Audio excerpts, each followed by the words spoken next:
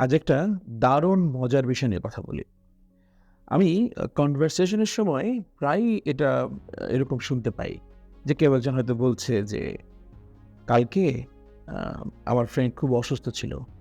So that মিটিংয়ে join করতে পারেনি।" এই যে কথাটা বললেন উনি সেটা হচ্ছে কি যে, "আমার বন্ধু গতকালকে অসুস্থ ছিল, সো দ্যাট সে মিটিংয়ে জয়েন করতে পারেনি।" এখানেই কিন্তু সো এবং সো দ্যাট এর সমস্যাটা। আমরা আজকে এটাই দেখব সো এবং সো দ্যাট ব্যাপারটা আসলে কি? সো হচ্ছে তাই, ফল, ফলাফল প্রকাশ করে। রাইট? এখানে কিন্তু সো দ্যাট ইউজ করাটা ভুল হয়েছে। আমার বন্ধু কালকে অসুস্থ ছিল and so he could not join the meeting. হ্যাঁ? এইটা কিন্তু সো অর্থাৎ তাই। ফল প্রকাশক যেসব কানেক্টর আছে তার মধ্যে সবচেয়ে বেশি ব্যবহৃত হয় হচ্ছে সো। বাংলায় এটাকে আমরা তাই বলতে পারি। So, therefore, as a result, eventually, consequently, as a consequence, হুম? এই যে কিংবা hence এগুলো সবই ফল প্রকাশক কানেক্টর। যেমন আমরা as, since, because এগুলো কারণ হিসেবে প্রকাশ করার জন্য ব্যবহার করি। ঠিক তেমনি ফল প্রকাশ করার জন্য ব্যবহার করি হচ্ছে so। যেমন I was sick and এবং so I could not join the party. আমি যেহেতু অসুস্থ ছিলাম, আমি গতকালকে অসুস্থ ছিলাম এবং তাই আমি পার্টিতে জয়েন করতে পারিনি। কিংবা আমি যদি বলি যে I was tired and so I had to take rest. আমি টায়ার্ড ছিলাম এবং তাই আমাকে রেস্ট নিতে হয়েছে। কিংবা বললাম I worked hard. আমি অনেক পরিশ্রম করেছি and so I got succeeded. এবং আমি সফল হয়েছি এবং তাই আমি সফল হয়েছি। ওই যে সো কথাটা বললাম, এটা আসলে তাই বোঝায় ফলাফল।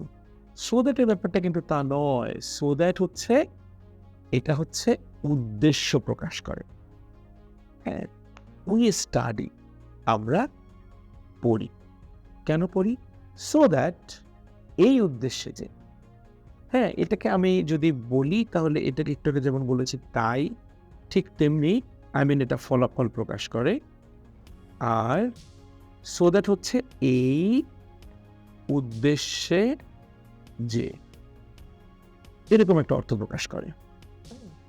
We study so that we can earn knowledge.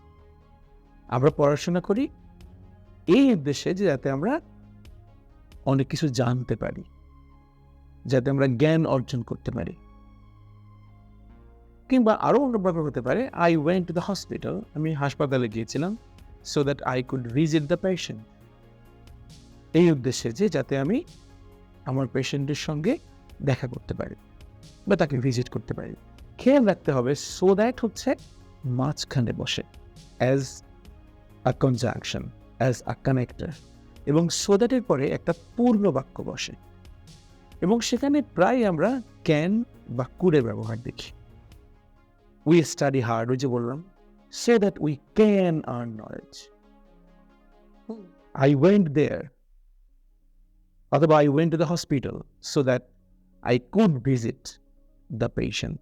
এইরকম সেন্টেন্স অর্থাৎ সো দ্যাটের স্টাইলটা হচ্ছে এটা মাঝখানে বসে, এর ফাংশনটা হচ্ছে এটা মাঝখানে বসে এবং এর পরবর্তীতে একটা পূর্ণ বাক্য হয়। I go to office everyday so that I can earn money. ঠিক আছে? আশা করছি সো এবং সো দ্যাট আমরা কিছুতেই গুলিয়ে ফেলবো না। Thank you.